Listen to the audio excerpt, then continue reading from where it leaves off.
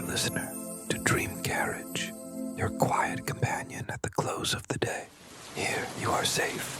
Here you are invited to set down the weight of the hours behind you and to rest in words that move slowly, gently, like a train gliding through the night. I'm honored to be your guide this evening. Thank you for choosing to spend this time with the Dream Carriage, for allowing yourself this nightly ritual of calm. Each story waits for you here, steady as lamplight, familiar as a well-worn path, always ready to carry you into peace. Together, we will step into a world shaped not by urgency, but by stillness, a world where sounds soften, light deepens, and every detail is meant to ease your breath and quiet your mind. So, settle in, let the day fall away, and allow tonight's journey on Dream Carriage to open gently before you, leading you toward rest, and finally, toward sleep.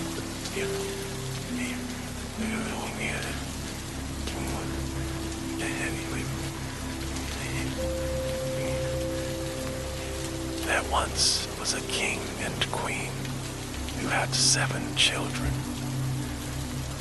The first 6 of them were all handsome, brave sons. The 7th, however, was a daughter.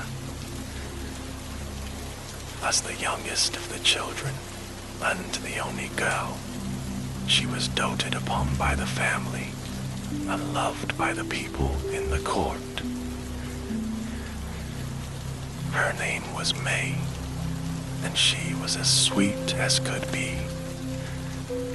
Everyone who knew her said that her kindness and sunny disposition brightened even the gloomiest of days. All the king's subjects thought the royal family was splendid, and the king and queen and their children lived a happy and carefree life together at the palace. As the princes grew older, they became a bit tired of being confined within the tame boundaries of the castle garden, so their parents allowed them to begin exploring the woods from time to time. The brothers loved adventuring out onto the lightly warm paths that crisscrossed the forest, and would sometimes be gone for hours, returning happy and exhausted from their games. It was not at all unusual for them to spill rocks, sticks, and other treasures from their pockets afterwards, and many a royal outfit came home covered in mud. Their mother would frequently hand out a light scolding, but she was happy to see them enjoying the fresh air and appreciating nature. Their sister May was too young to wander in the woods with only her brothers to watch her. She was left behind to content herself with little games in the garden. But some days, she felt it was a stroke of bad luck to be both the youngest and the only girl in the family. Her brothers seemed to have access to a whole world of fun that she was missing. One day, the princes headed out for one of their romps in the woods, and they came upon a path they'd never noticed before. The oldest boy only spotted it because he had ducked down to tie his shoe, and he spied it winding away into the underbrush. It didn't take much for him to convince his brothers to follow this mysterious byway, and they were soon pushing down the little-used trail, not minding if they lost a bit of their shirt on a branch along the way, or tripped on a root. They were hardy adventurers, and were all determined to find out where the trail would lead. In their pursuit of the mysterious path, the boys didn't notice how deeply they were traveling into the heart of the forest. As they continued on, they were unaware that the bird song they normally heard in the sunnier places had receded, and that they were increasingly surrounded by a heavy gloom. Finally, they happened upon a clearing. In the center of the clearing was a moss-covered stone cottage with smoke coming from the chimney. There was a chicken coop nearby, and a large black crow regarded them curiously from a wooden stool near the front door. "Who do you think lives way out here?" one of the brothers said. "Maybe it's a woodcutter," another suggested. The boys scanned the clearing for signs of a large woodpile, and found none. In the center of the garden, however, was the strangest thing. A pile of enormous white swan feathers, as if the person who lived there was in the process of collecting the stuffing for an eiderdown. As they stood admiring the size of them, an old woman opened the door and stepped out into the yard. "I don't like visitors," she said. "What is your business here?" Then, seeing that a few of them were about to pick up the feathers and examine them, her tone turned to one of caution. "Don't touch those. You will be sorry," she warned. Unfortunately, her warning was too late. As they stood, each of the 4 boys who were holding a feather felt a strange sensation. There was a moment where time seemed to stand still. Then, when they looked at each other, there were only 2 princes left in sight. Where the other 2 brothers had been, all that any of them could see was a flock of 4 white swans. Trying to make sense of what was going on, the last 2 boys grabbed feathers of their own. In moments, the transformation was complete. The old woman opened her mouth to speak again, looking a bit regretful. However, the brothers were in a state of confusion. Before she could say anything, they had flown off into the woods together, leaving only a few snowy white feathers in their wake. The princes did not return home to the palace that night, or the next, or the next. The king sent many search parties into the woods in an attempt to find out where his sons had gone. But the searches always came back empty-handed. After weeks of looking, everyone had to admit that the boys were gone without a trace. Their mother took to her bed in a deep melancholy, and the king could not be consoled. all of this, their younger sister May was left entirely to her own devices. She wandered the halls of the palace and the paths of the garden restlessly, unsure of how to cheer up her parents or help to find her missing brothers. One day, months after the disappearance, May was sitting on a bench in the far reaches of the castle garden. She was supposed to be practicing her needlework, but the sun was warm on her shoulders and the flowers smelled intoxicating. She had dropped the tedious stitching on the bench where she sat and was lost in her thoughts, feeling increasingly drowsy. She felt a small movement next to her, and, lo and behold, opened her eyes to see a large black crow sitting at her side.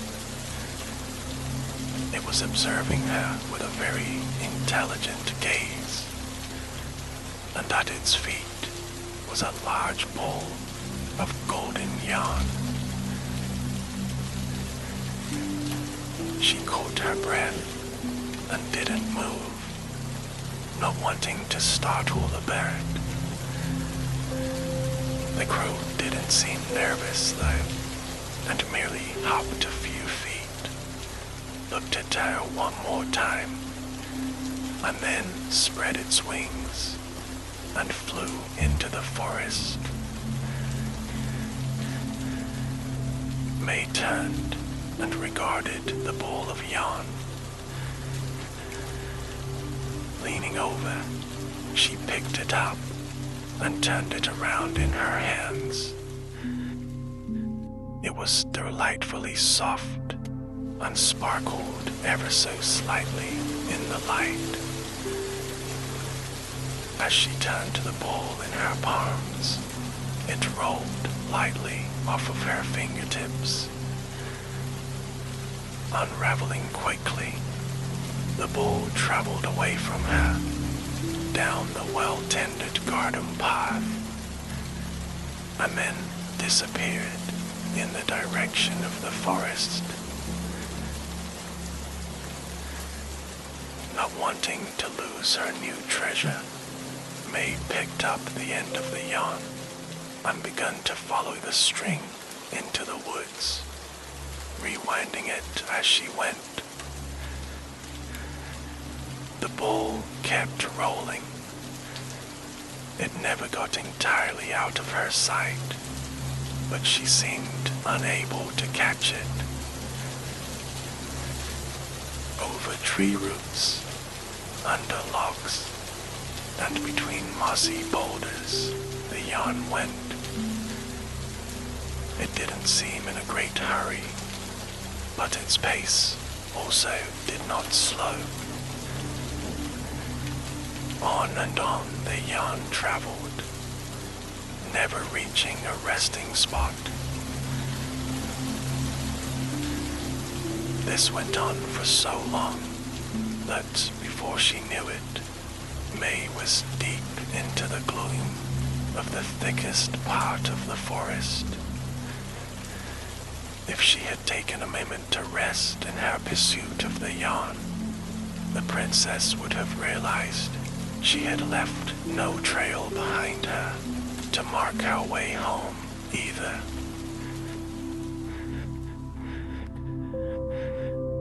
Finally, as the sun moved lower in the sky, the yarn ball rolled up and over a little wooden bridge that crossed a stream. May followed across the bridge and found herself in a snug hollow under towering old trees. In the middle of the clearing was a cottage. The yarn rolled up to the door of the house and finally stopped. May wrapped the remaining loose end around the yarn ball, put it in her pocket, and lightly knocked on the wooden door. When she heard nothing, and nobody answered, she became bold and carefully pushed it open. "Hello," she said as she peered through the open door. Inside the one-room cottage were 6 beds and a table with 6 chairs. The remains of a fire was smoldering in the hearth. Although she knew she was intruding, May was suddenly so tired, she decided to lie down briefly on one of the beds.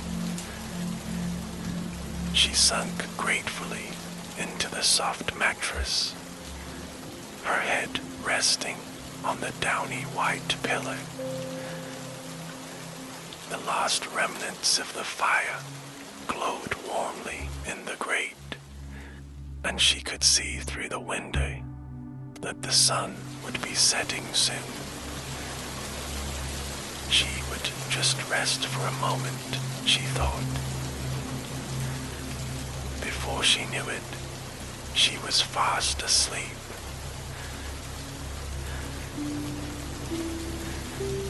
May was awakened by a fluttering sound outside the house, and she sat up on the bed.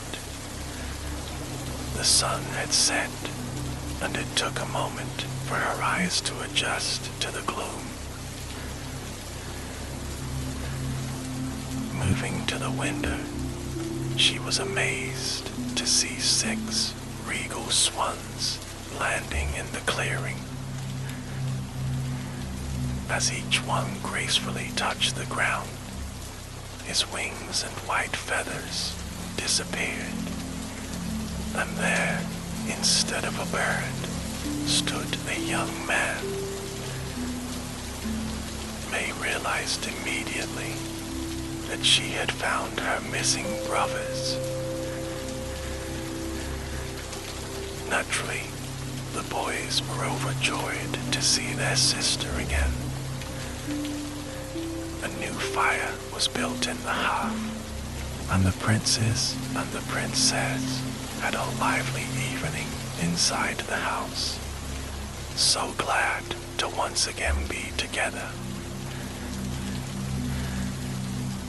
The boys told May what had happened to them that day many months ago in the old woman's garden, and how they had built this house in the forest to hide their predicament from their parents. They explained that with each sunrise, they transformed back into swans. They roamed the land during the day and returned at sunset to their house, where they spent the night in their human forms once again. "But brothers," she said, "surely there is a way that this spell can be broken." The boys looked at each other mournfully and hung their heads. The oldest prince explained. "The old woman regretted that we stumbled upon her enchanted feathers. However, she says she cannot break the spell herself." May looked from one brother to the next. "Is there anyone who can reverse this spell?" she asked. The oldest continued. "A mother or a sister may, but the task is impossibly difficult." But May was determined to help her brothers out of this dilemma and bring them home to her parents. "Go on," she said. "Tell me what I must do." "You must sew a new shirt for each of us. You using only thread and daisies, he explained. Until the last shirt is finished, you can never speak or laugh. Not even once. If you do, our chance of breaking the spell will be lost, and the enchantment will be permanent. May pondered what her brother had told her. This would be a difficult task indeed, and she feared she would not have the courage. Still, there was no alternative. She could not return to the castle and ask her mother to take on this impossible test. If the spell was to be broken, she would have to do it herself. The brothers agreed reluctantly, and it was decided that she would begin the task tomorrow. Fortunately, the daisies were in bloom. She would begin by collecting as many as she could. Her brothers made her a comfortable bed by the hearth, and she bid them good night, knowing this was the last word she would speak to them for quite some time. When May awakened in the morning, the sun was high in the sky, and her brothers had vanished. They had left her a plate with some brown bread and soft cheese, as well as a cup of coffee. She gladly ate her breakfast while she thought about what she needed to do. She knew from her many hours in the castle garden that daisies tended to prefer sunshine, and this was not a particularly bright spot in the forest. How would she search for some daisies without losing her way, she wondered. Then she had an idea. May took the bowl of golden yarn to the doorstep and dropped it on the ground. Immediately, it rolled off into the woods, as if it knew where it must go. May followed after it, but this time she did not roll up the end of the yarn behind her, knowing that she needed to see the way home. The yarn bumped along over tree roots and under fallen logs. It rounded mossy boulders and skipped over streams. After a little while, she saw sunshine ahead. The yarn ball rolled to a stop in a field absolutely covered in wildflowers. May spent the rest of the morning gathering as many daisies as she could carry. When her arms could hold no more, she followed the length of the yarn back to the house in the woods, rolling the ball up as she went. By mid-afternoon, she was settled in the cozy cottage with a large pile of daisies covering the table. May realized that although she'd left her needlework behind in the castle garden, she still had her needles and thread in her dress pocket. How lucky was that?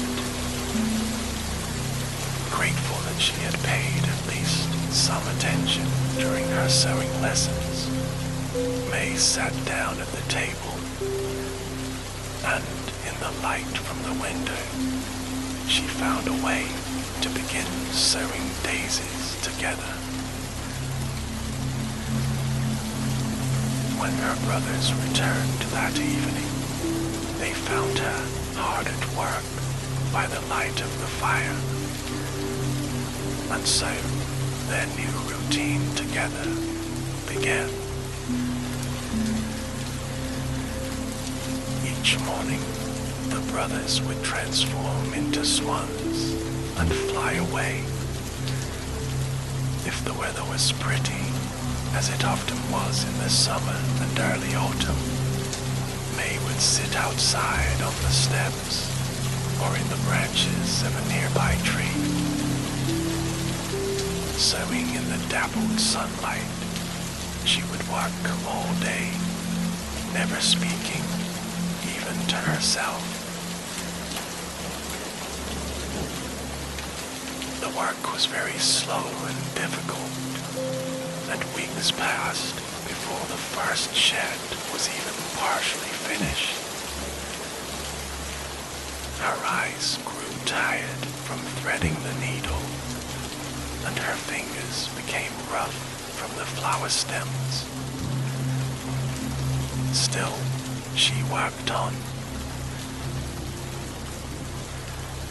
She sewed outside in fair weather, and inside by the fire if it rained. Sometimes the familiar black crow would appear and sit with her in companionable silence. She did get lonely, but her resolve did not waver. Her brothers tried to keep her spirits up by bringing food and drink and other pretty things to comfort her. One time, it was a lovely red hair ribbon. As the weather began to grow colder and autumn arrived, they gave her a pretty, soft wool cape to keep her warm. Eventually, the days grew short, which was wonderful for the brothers because they had more time after sunset in their human form. The boys all sat down around the fireplace, telling stories at night. May was careful to listen, but not to join in. She was always mindful of her responsibility to uphold her vow of silence. As the winter wore on, May sewed by the firelight while the snow flew outside, burying the world in white. One shirt was nearing completion. She had only to finish the sleeve, and it would be done. The snow melted, and the crocuses appeared. The days got longer and brighter again.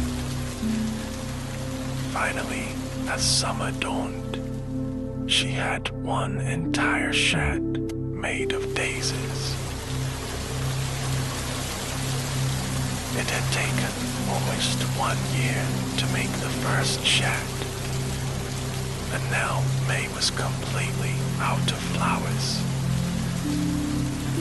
Luckily, it was once again early summer, and the flowers had returned. She followed the young bull back to the field where she'd found the daisies the year before.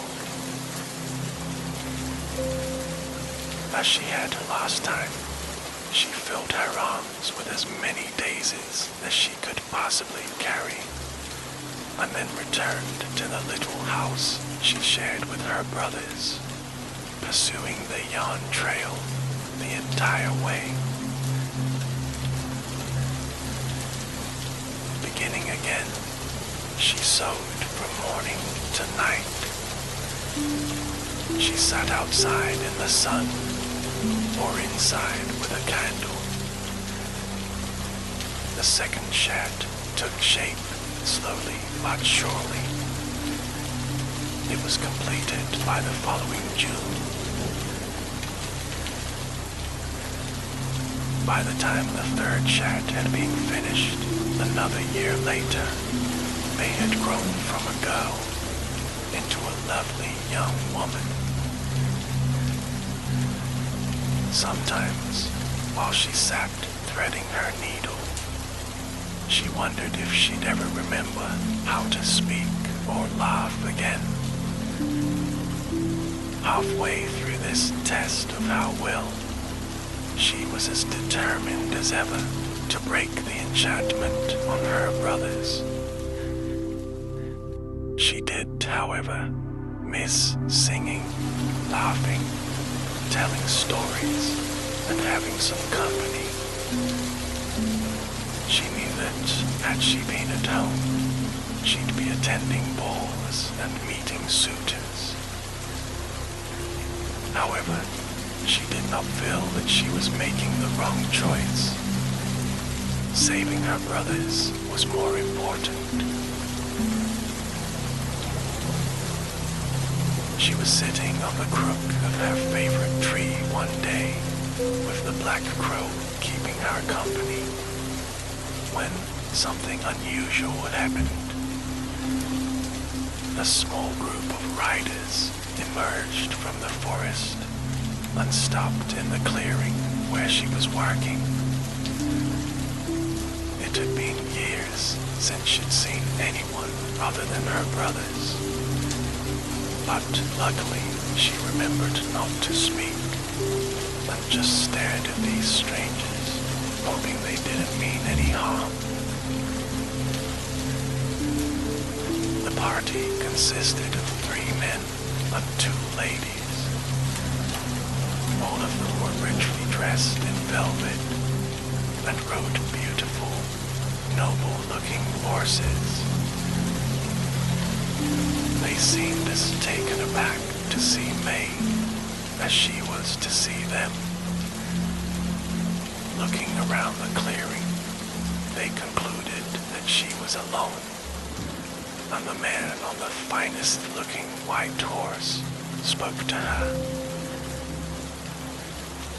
"Excuse me, do you live here, miss?" he asked. May was able to nod, but she could say nothing else. "Are you here all by yourself?" he continued. "Surely you aren't surviving out here on your own." May could say nothing. The nobles discussed quietly among themselves, and finally, the man spoke to May again. "Come, fetch your things. We'll take you to the castle, where you will have company and safety in our care.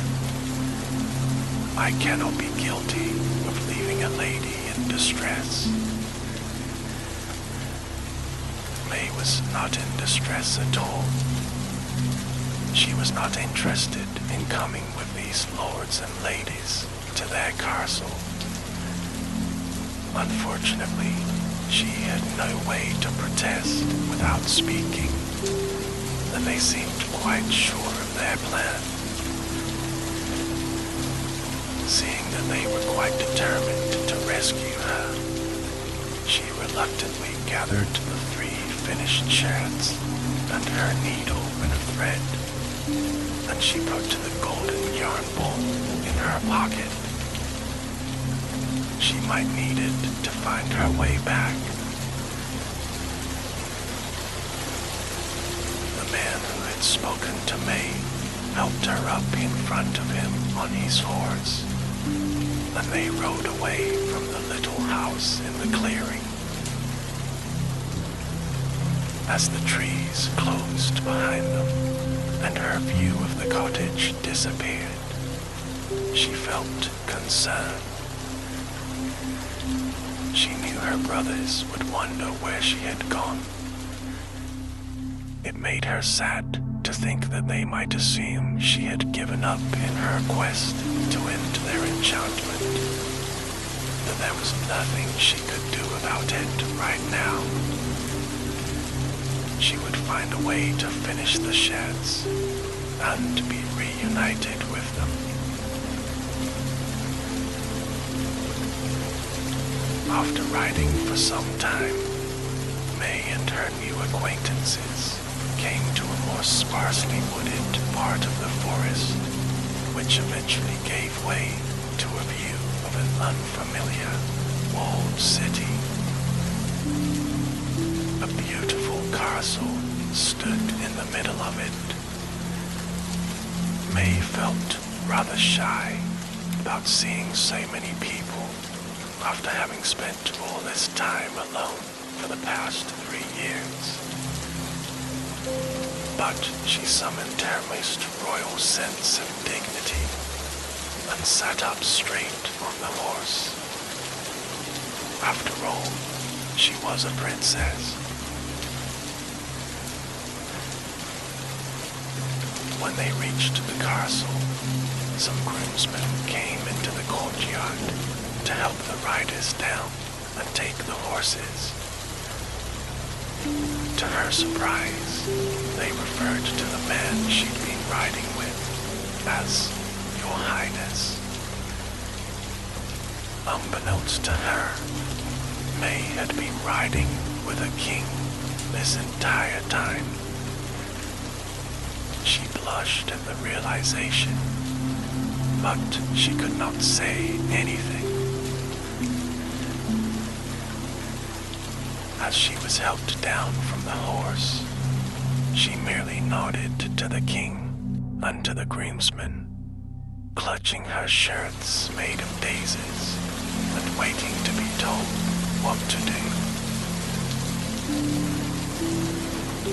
We have come upon this lady alone in the forest and wish for her to be given rooms and garments appropriate for a courtier, the king told the servants. Looking at her a bit strangely, they nonetheless nodded their agreement and motioned for her to follow them into the castle. That night, May slept in a gorgeously soft, canopied bed that was draped in velvets and covered in a pillowy eiderdown. She had hung the 3 completed shirts with her own new dresses in the wardrobe and resolved to find out in the morning where she might get more daisies to begin the 4th.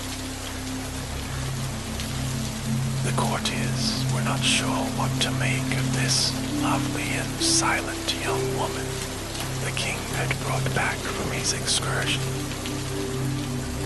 Although they whispered about her in hushed tones and traded gossip about her origins, they all wanted to please the king, so they were not unkind to her.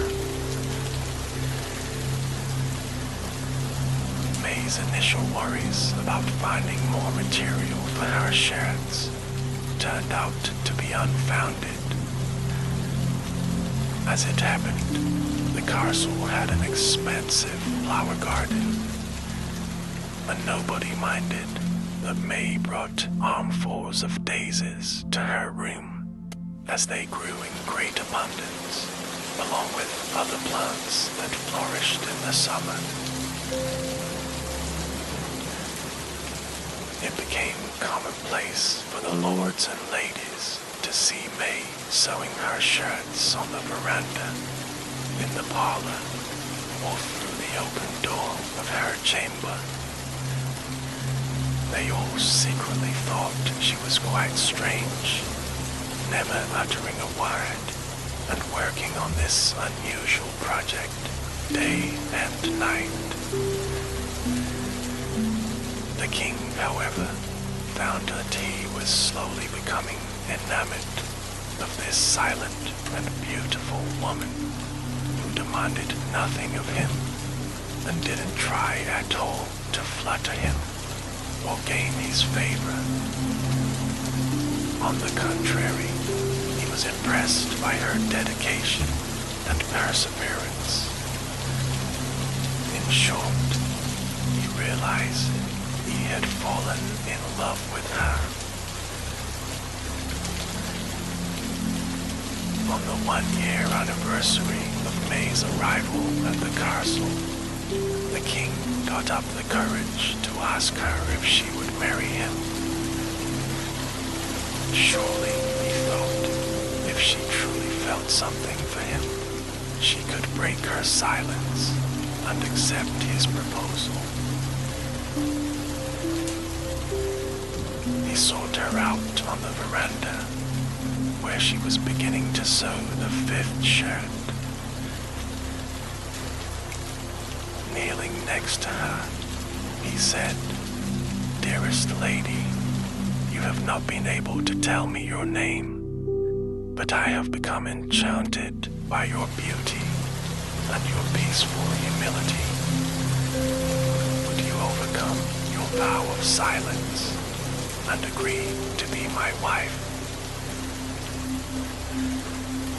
May set her needle down sorrowfully and looked at the king without responding. In truth, she wanted more than anything to accept his offer, because she had come to love him as well. But she was not willing to give up her task with only 2 shirts left to complete. She said nothing. The king was dejected.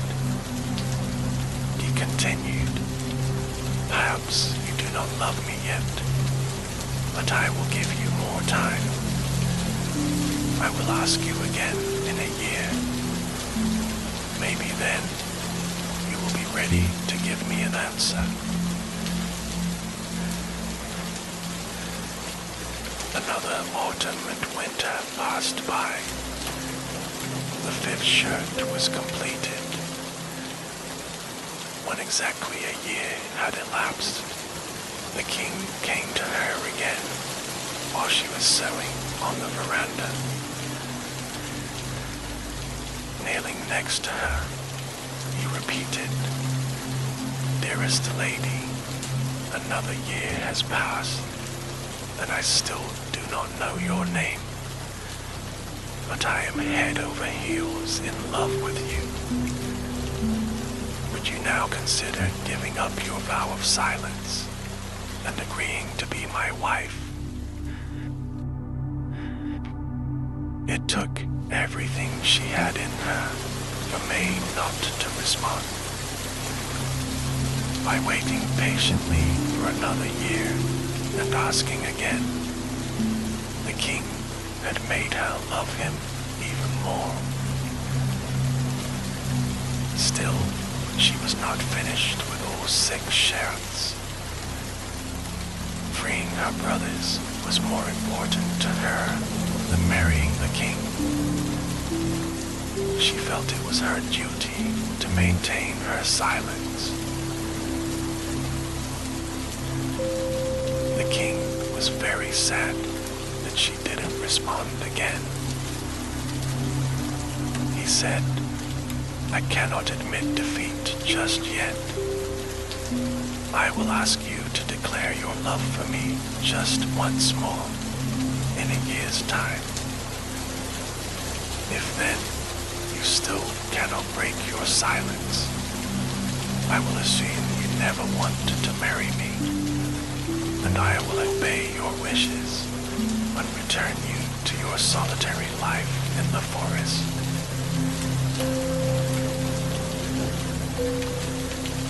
The last year of her task seemed like the hardest. As the seasons wore on, May tried to speed her process, knowing that she must finish the 6th shirt before the king came to ask her for her hand one final time. It felt, however, as if the enchantment slowed the work. Despite May having 5 years of practice with sewing the daisies, the shirt did not come together any faster than the first 5. As the summer season neared, She worked day and night. Finally, one glorious early summer day, she cut and knotted the final thread. All 6 of the shirts made of daisies were done. To break the enchantment, however, she would have to be reunited with her brothers, and they did not know where she was. Furthermore, she didn't even know how to get back to their house in the forest. How would she get the shards to her brothers? Then the answer came to her.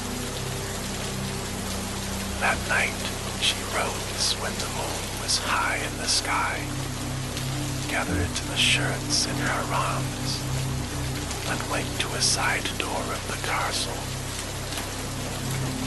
Opening the door, she pulled the golden ball of yarn from her pocket and dropped it on the ground,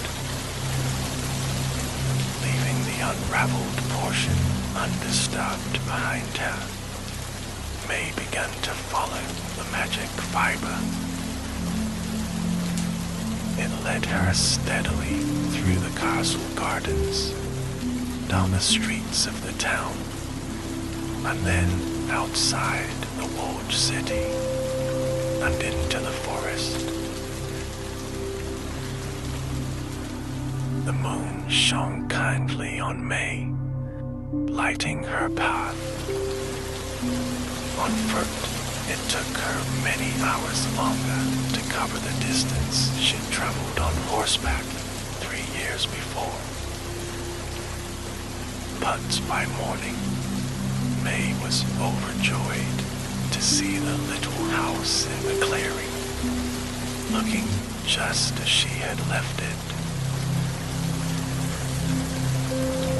Because it was after sunrise, her brothers were already gone. She knew that they would be in the form of swans until nightfall. So she sat down in the house to rest, taking some of the bread and cheese they had left behind. Then, feeling overwhelmed with tiredness, she laid the shirts on one of the beds and curled up on another. The soft pillow embraced her, and before she knew it, she was in a deep sleep.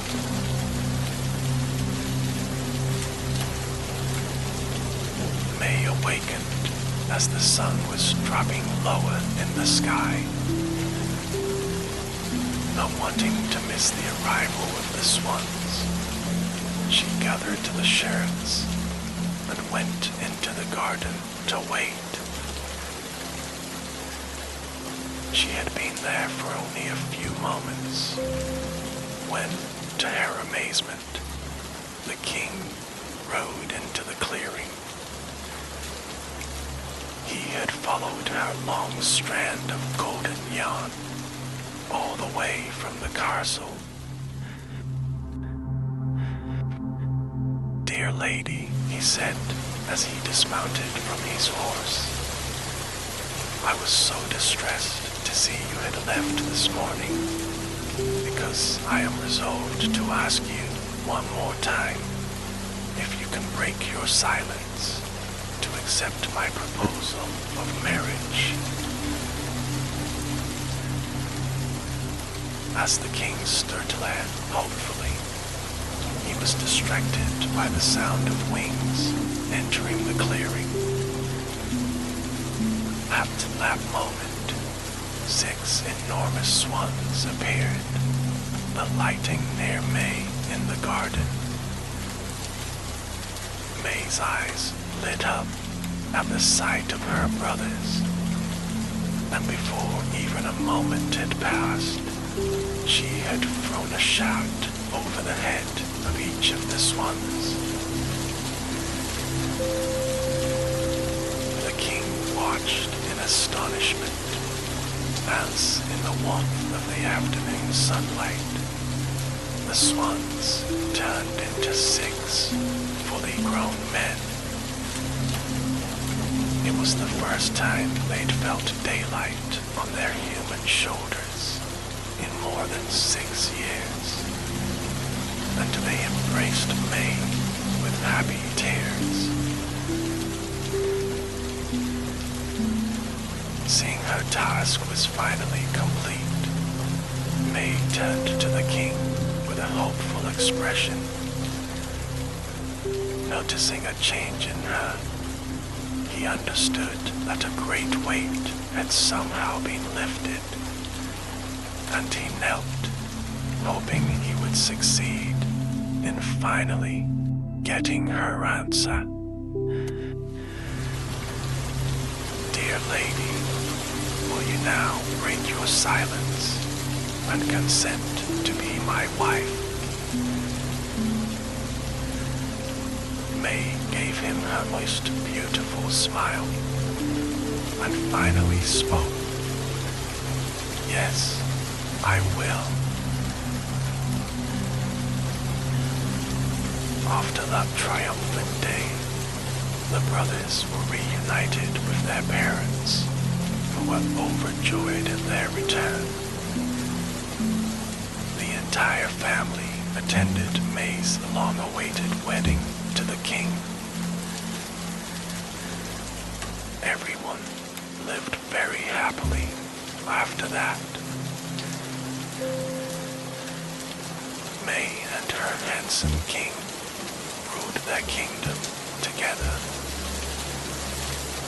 And it was always said that the queen was a lovely person who was patient, careful with her words, and very, very talented at needlework.